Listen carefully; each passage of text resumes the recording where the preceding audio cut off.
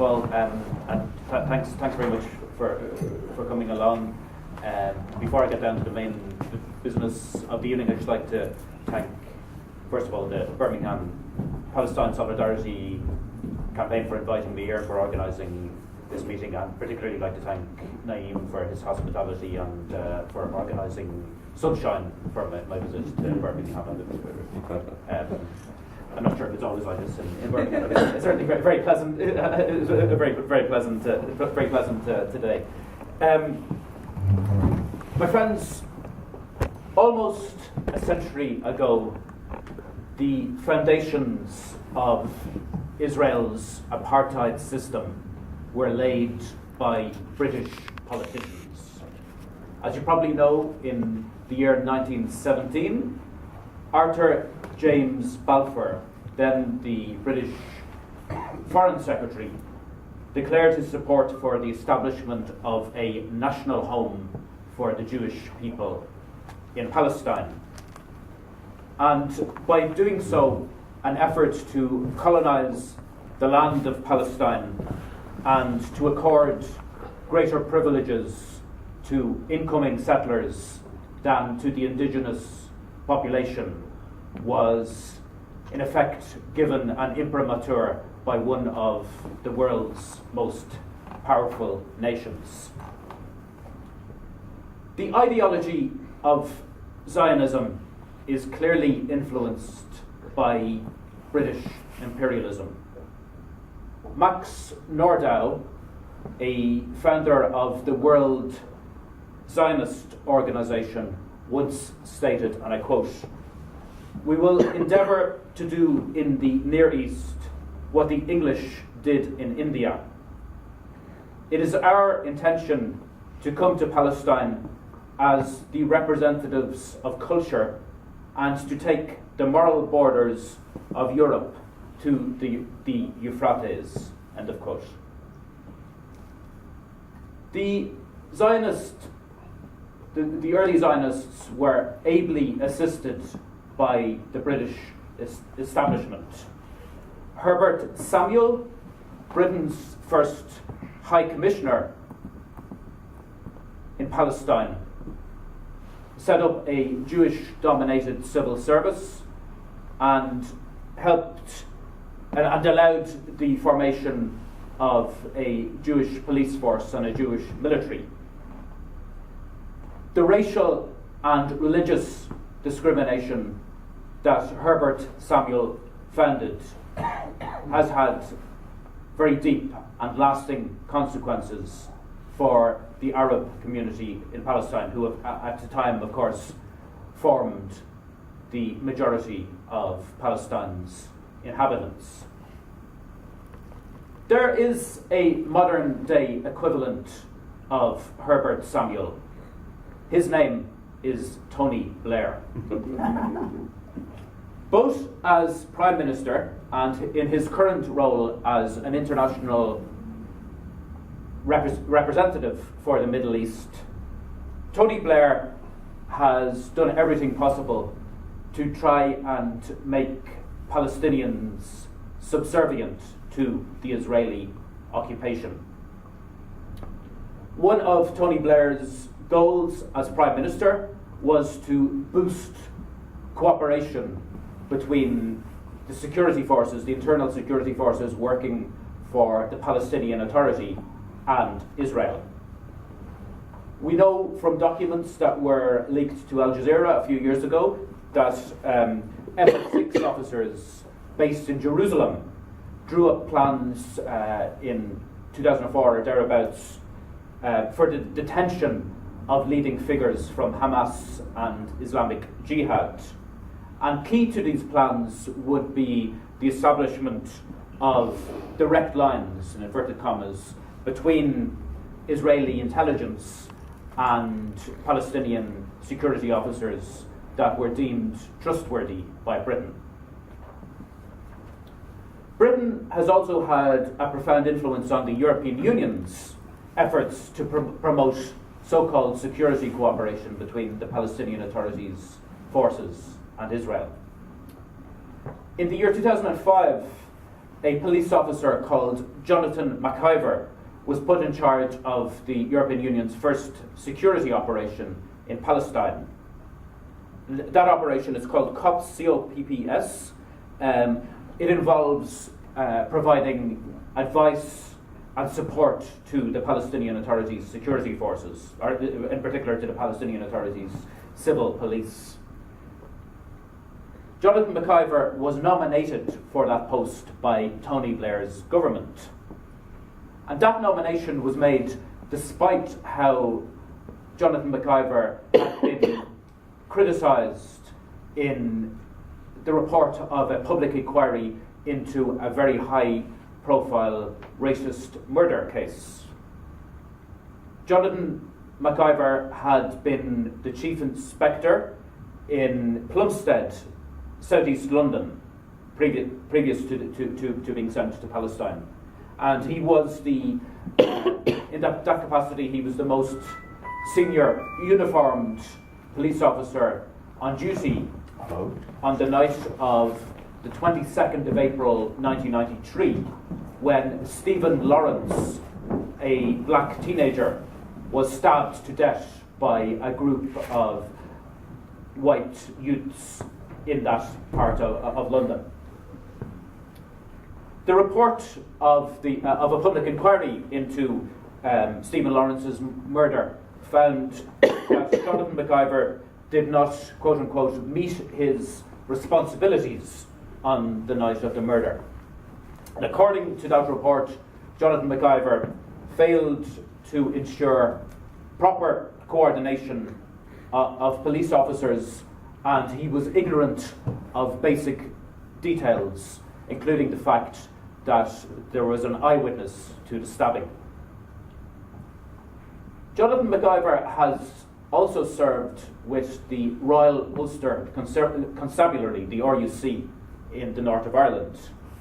Indeed, he is one of 4 former officers with the RUC, or its successor, the Police Service of Northern Ireland, to have headed the European Union's security operation in Palestine to date. Now, this raises very serious questions.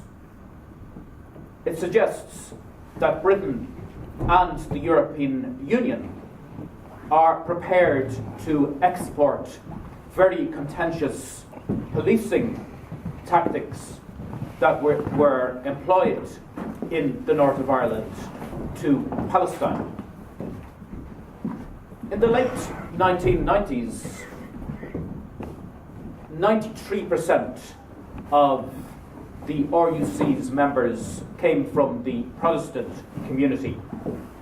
And because new recruits to the RUC were required to swear an oath of allegiance to the British monarchy, the prevailing ethos of the police force was very much one of support for unionism. This meant that the RUC did not reflect the makeup of society in the north of Ireland. Around that time, Catholics comprised roughly 40% of the Northern Irish population. And civil rights monitors in the north of Ireland have found documented that Catholics, young Catholics in particular, suffered harassment at the hands of the police pretty much as a matter of routine. Some of the same civil rights monitors have argued that it was inherently divisive to arm one section of the population in order to police the other section. Now, it's no secret that there are some exceptions to this rule, of course, but it's no secret that unionists in the north of Ireland tend to identify more with Israel than with the Palestinians.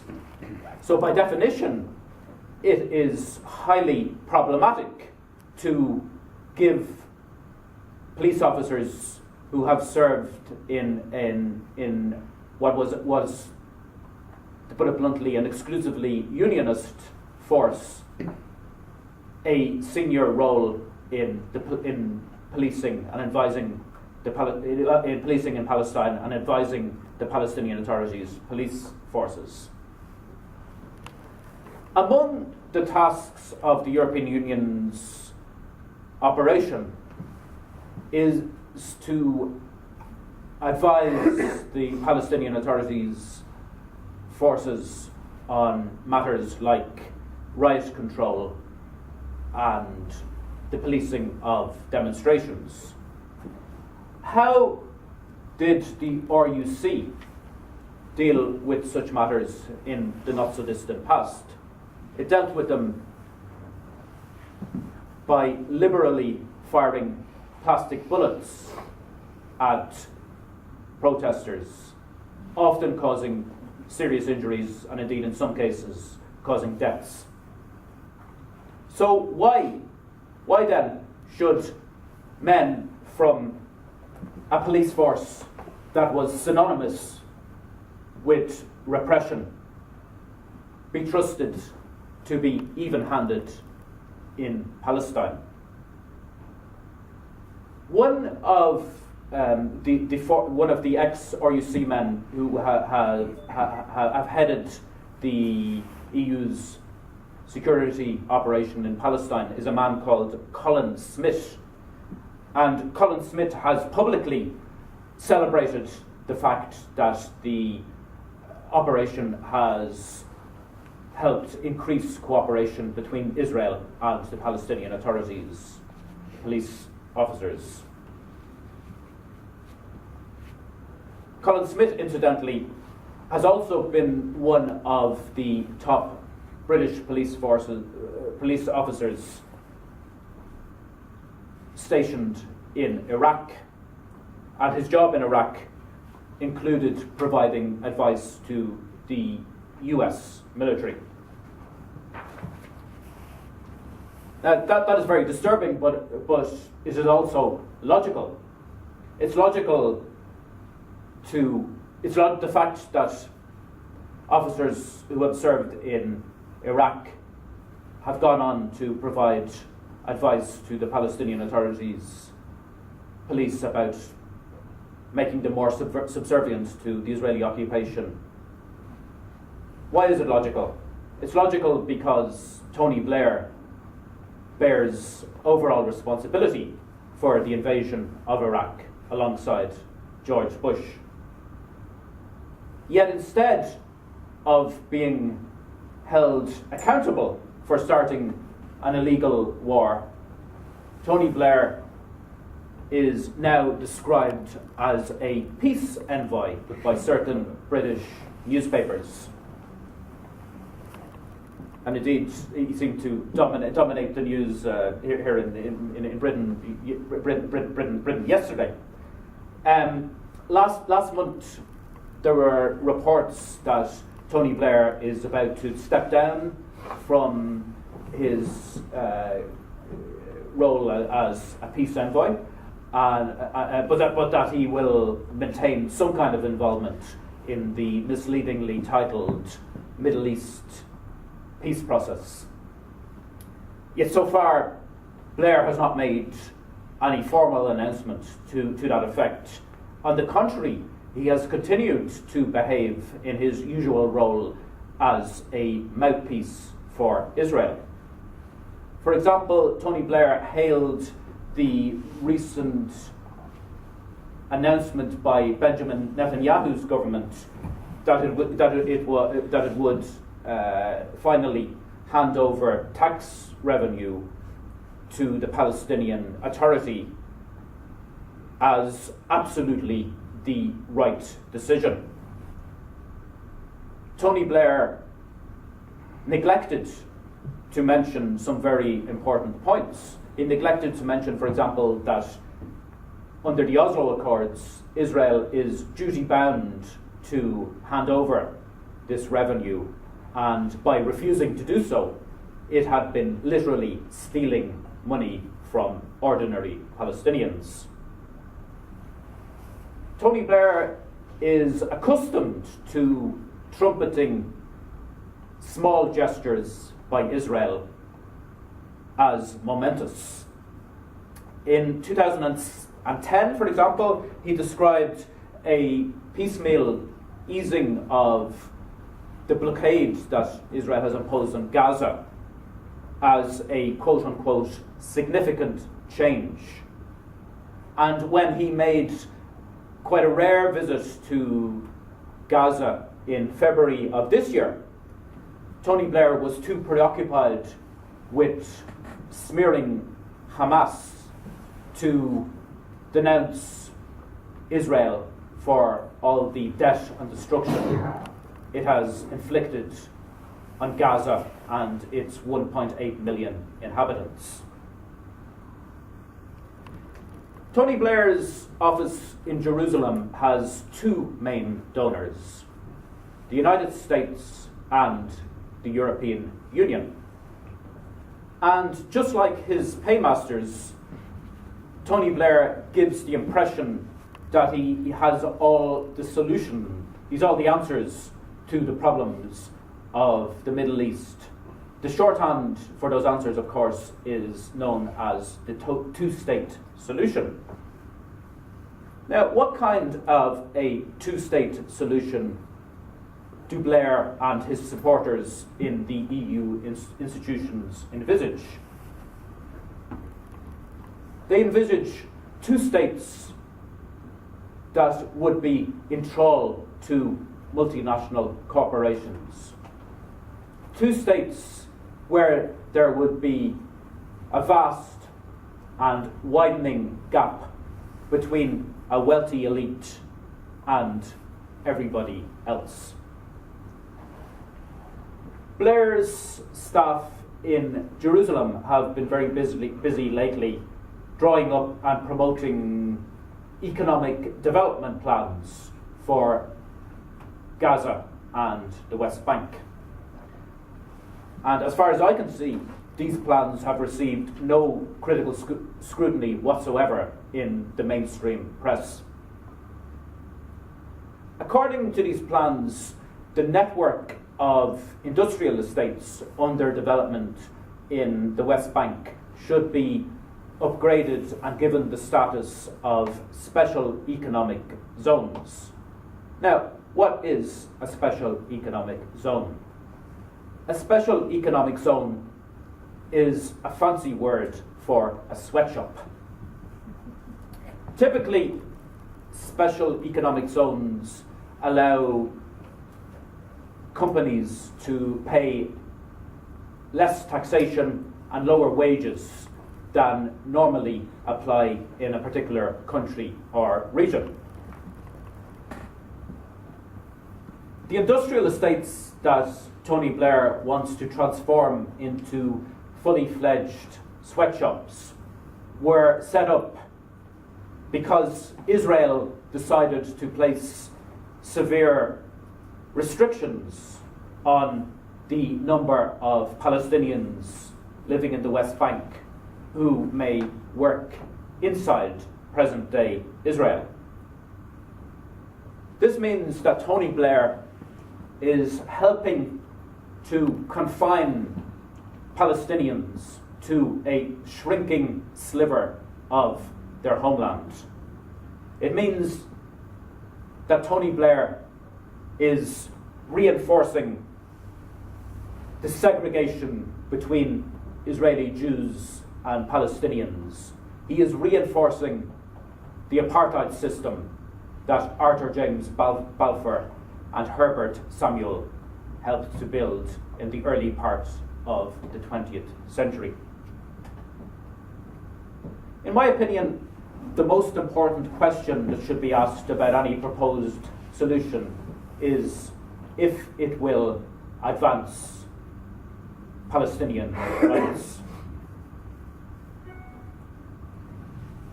The Palestinian state that Blair and the European Union envisage would be one where Palestinian workers would be ruthlessly exploited by big business. Such a solution would be clearly hostile to Palestinian rights. Western advocates of a two-state solution say that they want to see a Jewish state living peacefully beside a Palestinian state. But why should Israel remain a state where Jews have greater privileges than everyone else? Because the two-state solution favoured by Britain and the European Union is a recipe for preserving apartheid, it is little wonder that very many Palestinians reject this fake solution outright. Instead, very many Palestinians are demanding a one-state solution.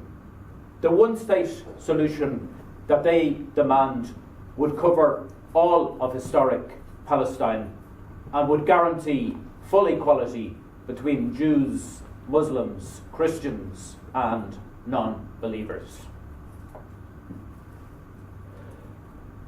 To their shame, the European Union's representatives have displayed an obsequious attitude towards Israel.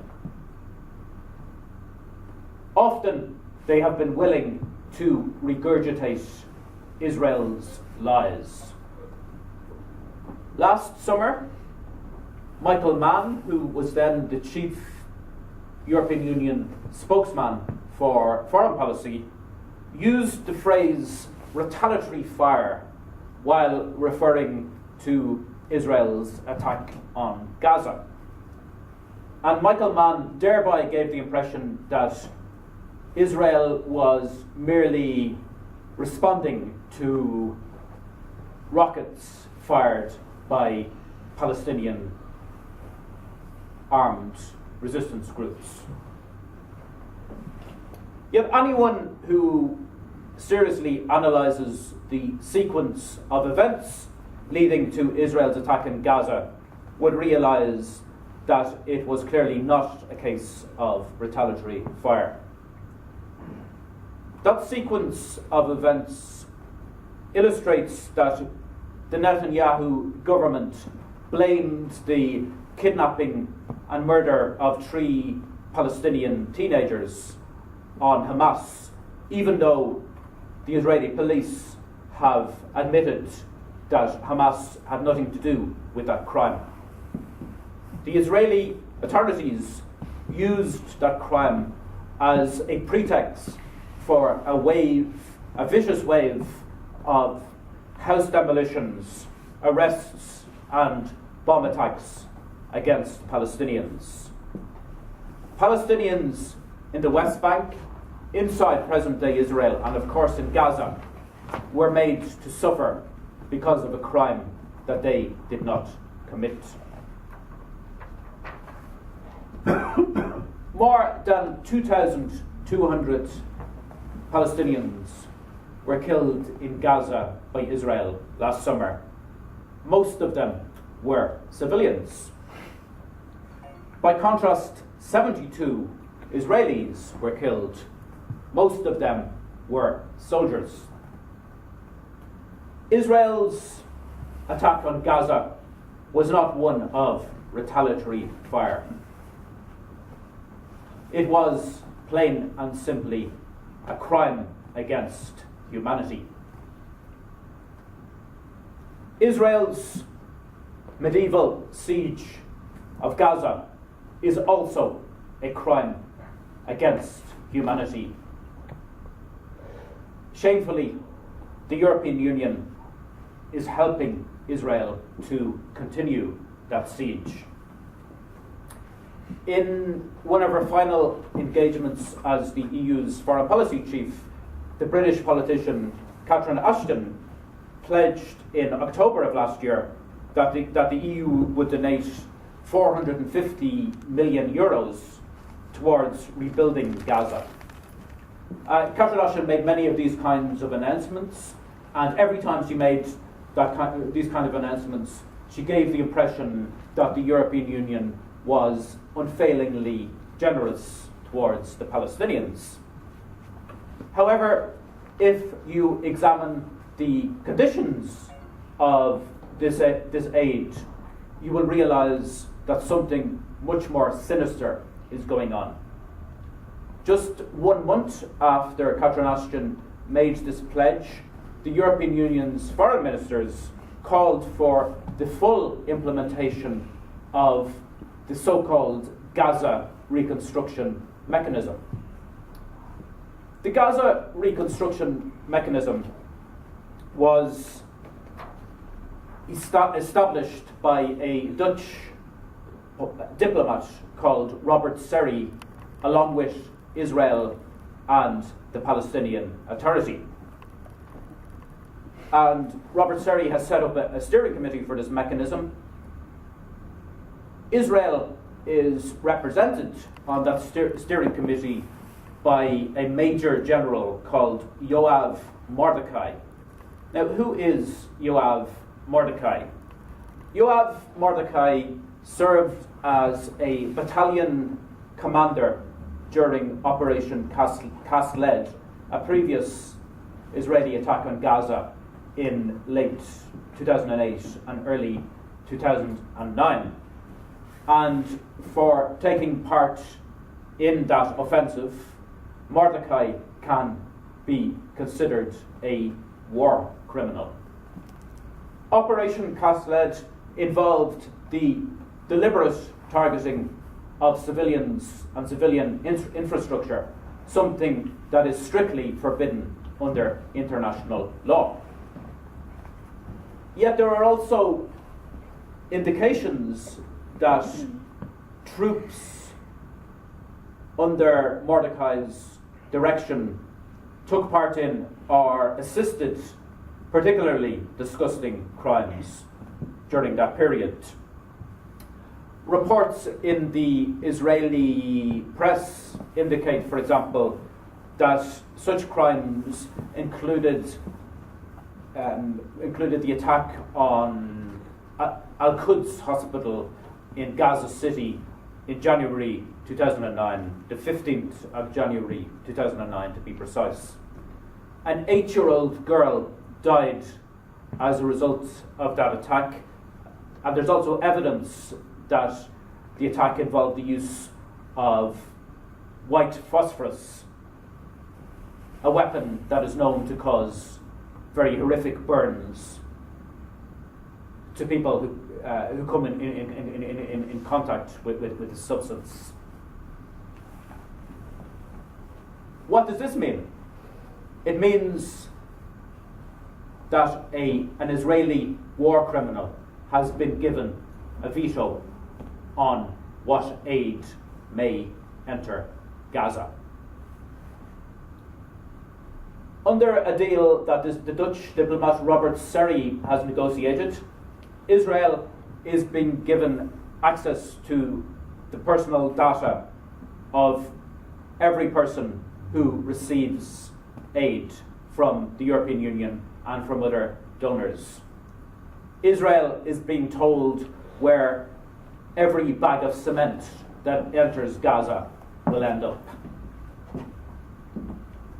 So when the European Union's foreign ministers call for full implementation of the Gaza reconstruction mechanism, they are helping Israel to intensify its surveillance of the people of Gaza.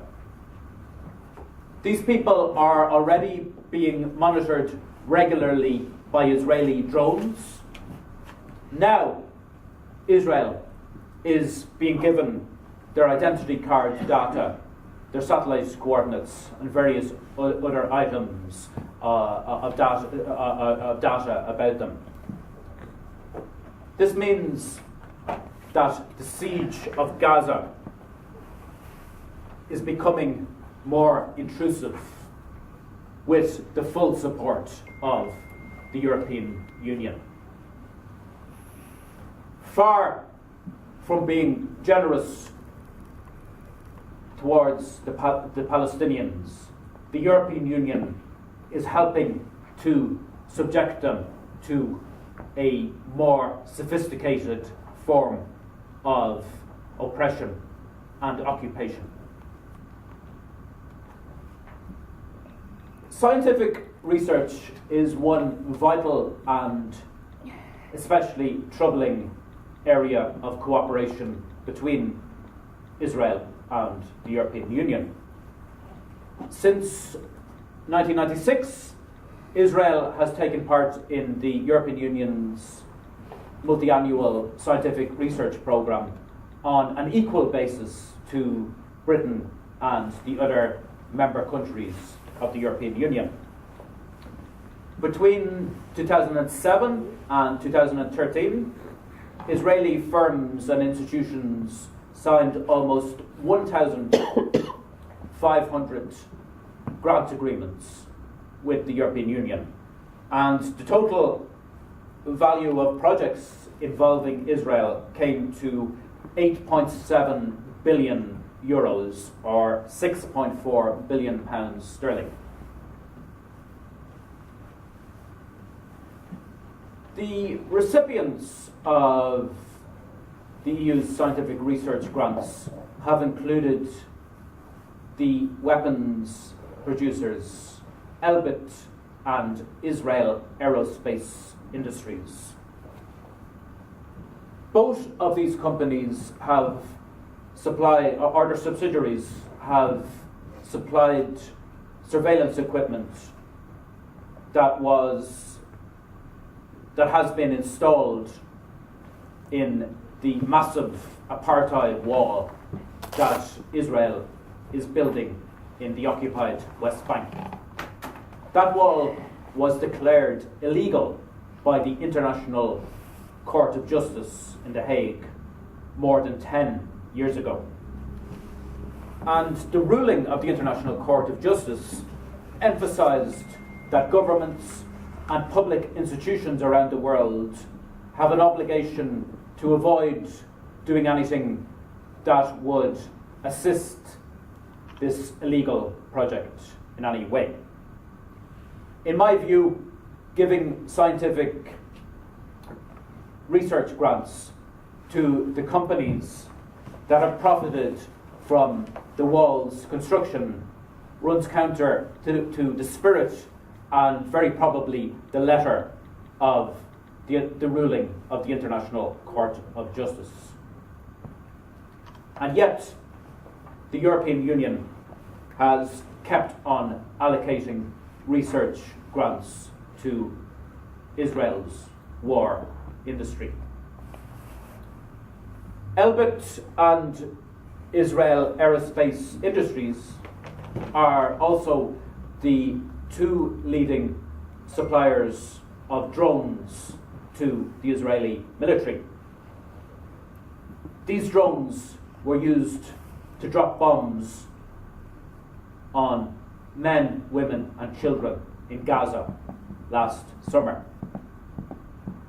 By allocating research grants to these companies, the European Union is making itself complicit in Israel's crimes against humanity.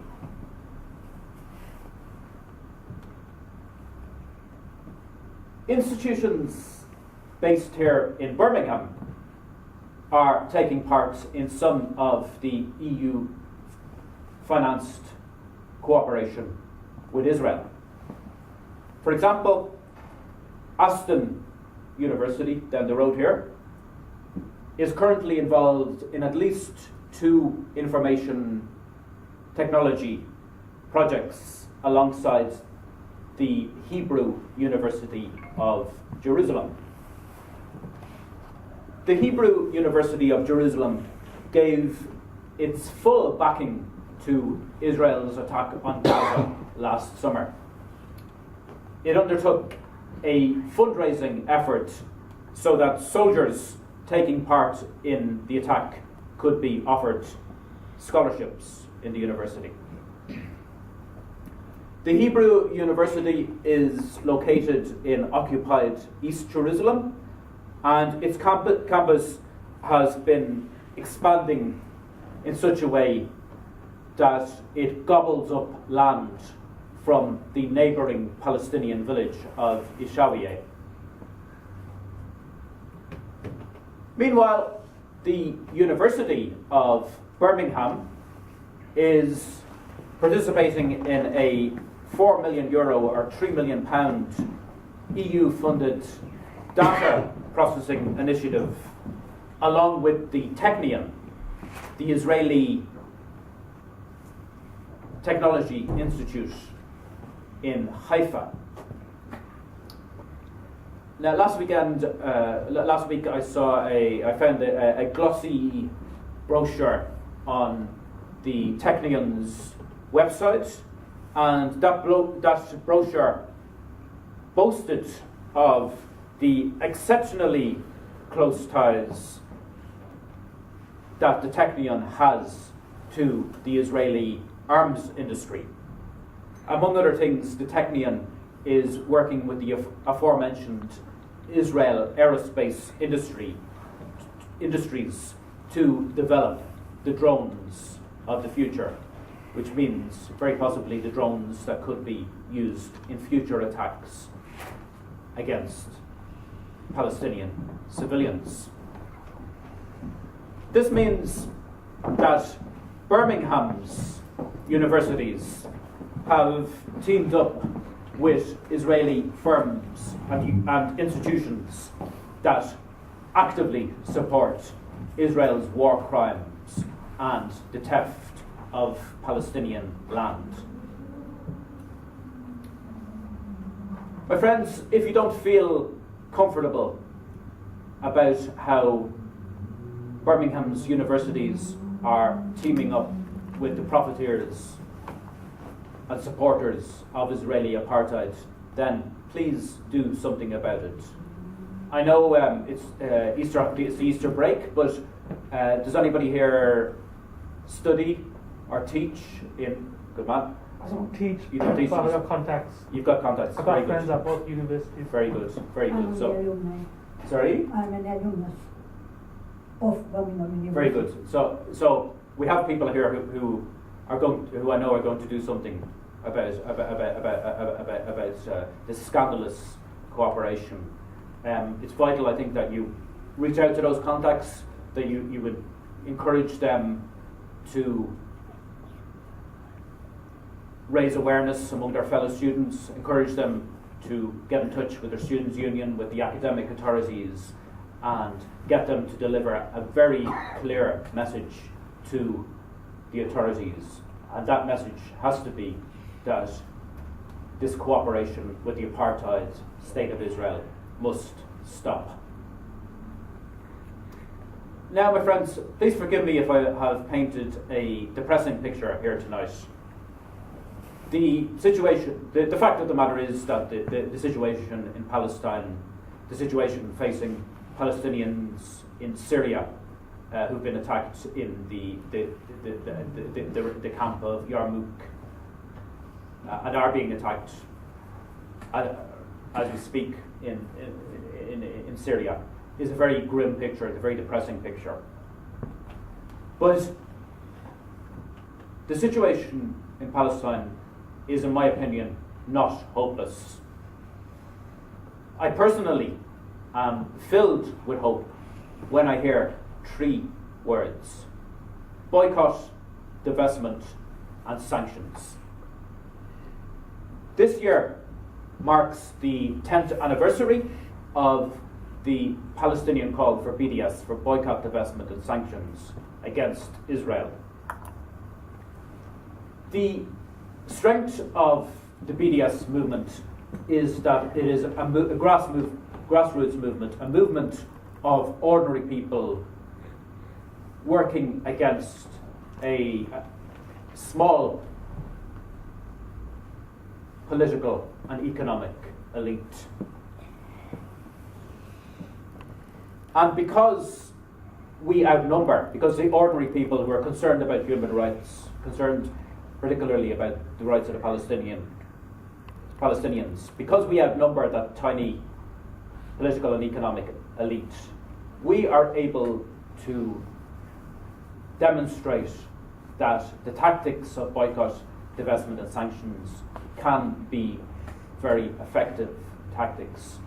This has been proven by the fact that huge corporations like the French company Veolia have lost numerous contracts with public authorities around the world because of their role in building the infrastructure of Israeli apartheid. It is important to emphasize that the BDS movement and the wider Palestine solidarity movement are progressive movements. The Palestine solidarity movement explicitly rejects all forms of racial and religious discrimination, including anti-Semitism and Islamophobia. The Palestine solidarity movement targets Israel as a state. It most definitely does not target Jews as a people. And anyone who may harbour a general prejudice against Jews is not welcome in our movement. Israel might claim to represent the Jewish people, yet it clearly does not represent very many Jews. A growing number of Jews have made it clear that Israel does not have their blessing when it commits crimes against humanity. They have made it clear that Israel does not have the right to accord greater privileges to Jews than to Palestinians. In many cases, they have even questioned the legitimacy of Israel itself. For decades, Israel has demanded that everyone recognize its right to exist. But I'd like to finish up by saying a few words about Israel's right to exist. If being an apartheid state is central to Israel's existence, then Israel does not have the right to exist. If occupying the land of another people is central to Israel's existence, then Israel does not have the right to exist.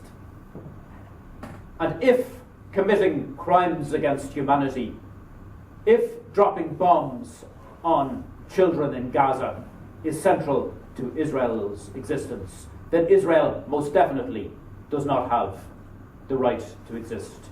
Israel is a criminal apartheid state. Let us not be afraid to describe it as a criminal apartheid state.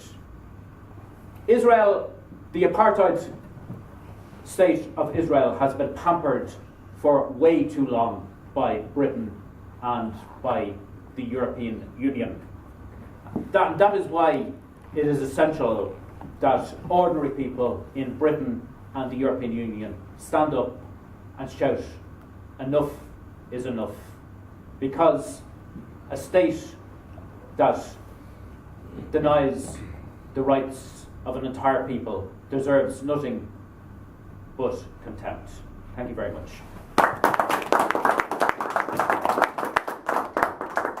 Thanks very much, David, for a thought-provoking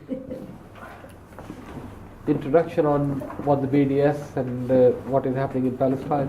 I think there will be an opportunity for everybody to ask questions, but I think one thing you have said is BDS is central to everything that we do in the West Midlands. So we've got various things happening in Birmingham, and we would urge you all to join.